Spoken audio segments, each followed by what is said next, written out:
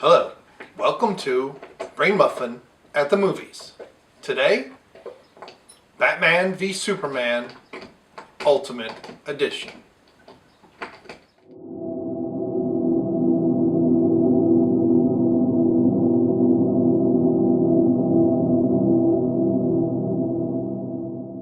Hey, it's Brainmuffin back, and today we're going to talk about a movie that seems to be universally hated in the United States and liked everywhere else, considering it made almost $1 billion, at least in gross receipts, worldwide.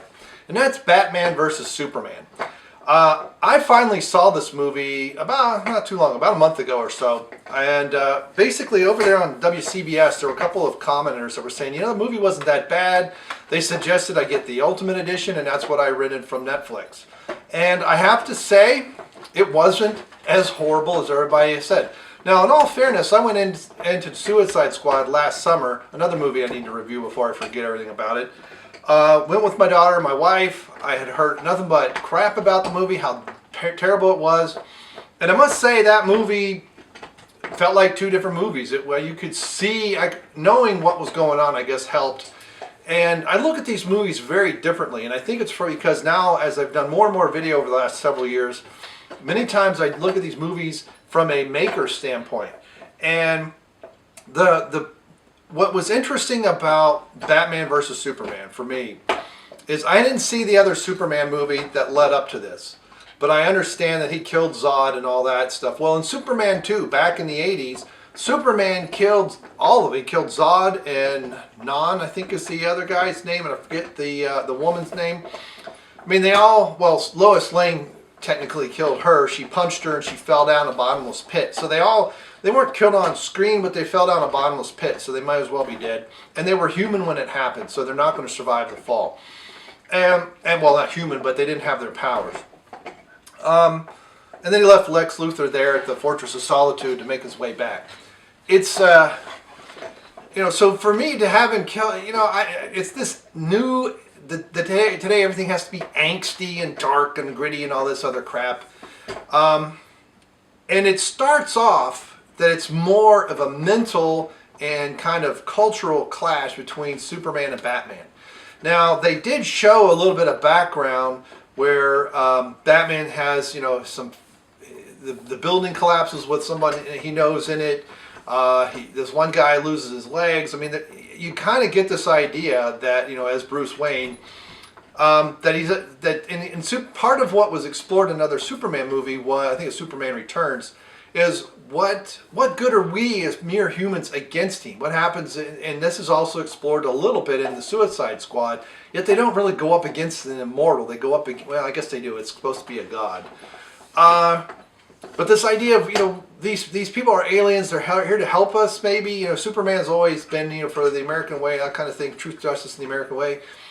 But what is to stop us from, what if he decides not to? And what can we do about it? Which is an interesting question, but it's really a pessimistic one. And I don't really know if I really care to know, but mine be more, let's say we had an alien land, somebody like Superman, and he's helping the world. I'd be more fearful of, well, what are the aliens like that he would fight? And when are they going to come here? So I wouldn't even be worried about, can we stop him? I'm like, can we stop more that are going to want to stop him? So there's really a mental battle going on between Superman and Batman and Clark. And it's almost like they know each other but don't know each other, know what their secret identities are. And Batman is the one that kind of takes it up to being a confrontation. And he shows up, and Lex Luthor is kind of manipulating both of these people very interestingly. And I think that dynamic was worth exploring more. I think what you should have had is Lex Luthor kind of setting that up and letting these two go at it. And then the cliffhanger, if you will, is Lex creating a bigger monster. Not what we saw, when he created something, but then they defeat it. And Superman, makes a noble sacrifice, but I don't know. That just seems too easy. He makes the noble sacrifice, and then what? He's going to be reborn and not be knocking buildings down with his eyes. And that's the other thing too, is the effects with the eyes, with the the lasers were really overdone. They made it look like he was bleeding. I was more like watching, I was watching World of Warcraft, and I was a demon hunter flying around, and although that's green, but it had that same kind of look to it for me. Having Wonder Woman in this was completely shoehorned in, completely unnecessary. She had nothing to do with the story other than saving Bruce's butt, which I don't think they should have gotten to that fight. Of course, all the fighting is CGI. It looks horrible. I don't like Gal Gadot as Wonder Woman. I've gone into details about that on other videos and other discussions. It's another skinny model playing Wonder Woman, and it just doesn't work at all. Plus, she's not Linda Carter. Linda Carter was obviously a skinny model back in the 70s, but she had the other attributes of Wonder Woman, at least from the comics. But, come on, guys, let them lift weights and eat protein. But Gale doesn't have any of that. Plus, she can't act. She's about acts as well as this glitter ball. And I've never seen her in anything else. I don't think I've seen it just anyway. But that didn't work at all. So really, I think the fighting, but again, it was marketed as this rough and tumble. They're going to go at it for a 2-hour movie, and you have this fight somewhat near the end. A lot of people complain about the Martha, why did you say that name? I thought that was an interesting way to pull Bruce out of the I gotta kill Superman vein that he was in. It's suddenly he sees that that's another person who has a mother, who has feelings, and it pauses him long enough to realize he's becoming what he's trying to fight against.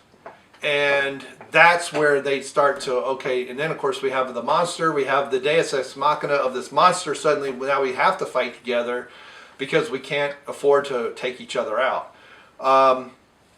And some people complained about the lady playing Lois Lane, whose name escapes me at the moment. I didn't see the other one, so I don't know. It's hard to top Margot Kidder as Lois Lane back in the 70s and 80s. She did such a good job of this, this strong, leading female reporter, got to get the story at all costs, got to get to it, very driven. And nowadays, females that are supposed to be strong, they're more like Mary Sue's, like we have in The Force Awakens, or they're just not believable. And so I don't know. Amy McAdams, I think is her name. I've seen her in other stuff that was good. I don't really have any feeling about that.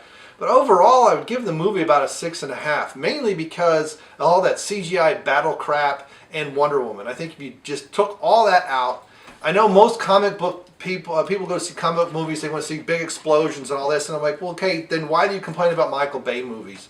If all you want is 2 hours of fighting explosions, you should never ever complain about a Michael Bay movie ever again, because that's all you get there. But, I think without that and a more complete story and a more of a manipulation with Lex Luthor more manipulation by Lex Luthor of those two characters and a more theoretical and philosophical debate, I would give it an 8. Now, most moviegoers would be bored to death, and that's part of, they were bored with what little of that was in this movie, and that is very, very sad. And I think that shows more about the moviegoers today than that type of movie. I mean, I did not like Captain America Civil War, and they tried this same thing kind of the other way around as well, where Captain and Iron Man are flipped, and we had Batman and Superman flipped in this one. And they're trying. I understand what they're trying to do, a different perspective, but to me, it all just falls, and then that just ends up a brawl. They're complaining about collateral damage, and then they have this fight at this airport that just happens to not be open, yet there's planes and all kinds of stuff, and they do $4 billion worth of damage to the airport, and I'm supposed to even feel sorry or take a side, and I'm really pretty much at this point with the whole Marvel universe, I am hoping the bad guy wins, and we can reset and start over with real heroes, because they've made them all anti-heroes, and there is nobody to love. And with Superman and Batman, you feel for Superman in his struggle a little bit, at least I do, and he does make the ultimate sacrifice, the noble sacrifice. But Batman, he's supposed to be the vigilante here. In some ways he is. I'd like to see what they do with the Batman movie. The Wonder Woman movie we know is going to be horse crap, and it's going to be just pissing on white males. All of these are, and it's just going to get worse. She's already not believable. Just watching the previews, the lady that plays her mother, I forget her name, she has a better build and should be Wonder Woman. I know she's older, but a woman that looks like her should be Wonder Woman. She's got the muscle tone in the arms and the shoulders and the lats and the delts without being overly muscular and a better accent and can act. But anyway, I mean, Gail doesn't even say Diana correctly in the clip. I don't know what it is going to be in the movie. Maybe they'll correct it.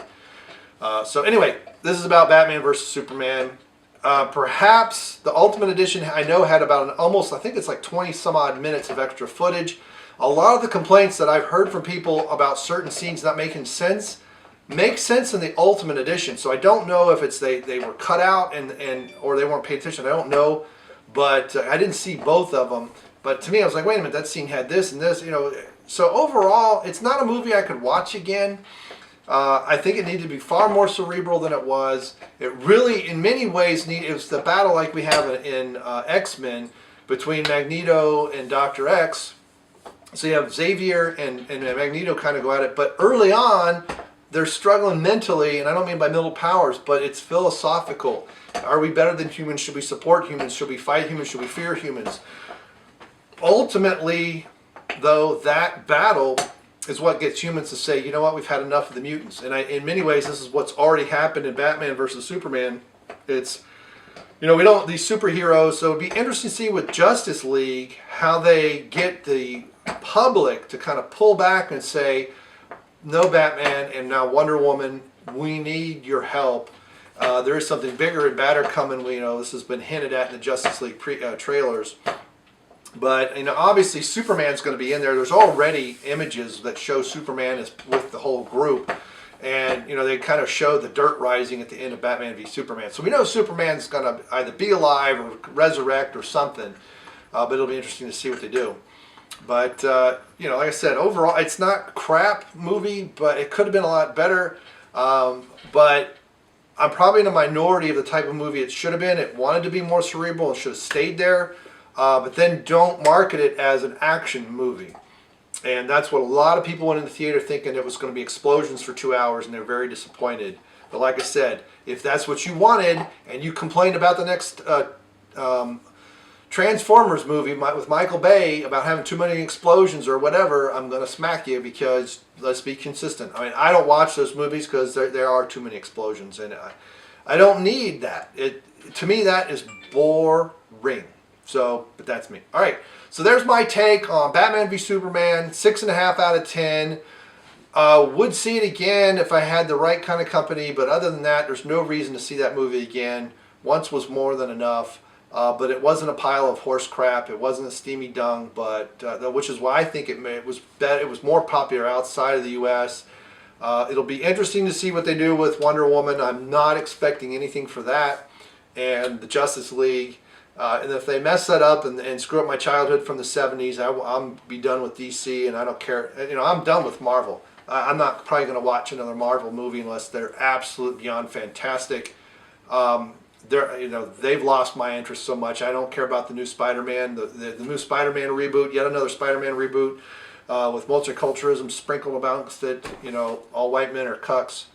I'm so over it and tired of it. I'm not even going to get my dollar. If I see it in these movies in the theater, I'm going to pay for something else. I'm going to go find some independent film that happened to make it in a movie theater and give them my money, and then maybe sneak in. But it's such a maybe. I don't even know if I want to do that. I'll just go see the independent movie by myself in the dark. Well, all the entertained masses are over there munching their popcorn for their explosion fest, and it's just garbage. All right. Thanks again, and we will see you. Bye.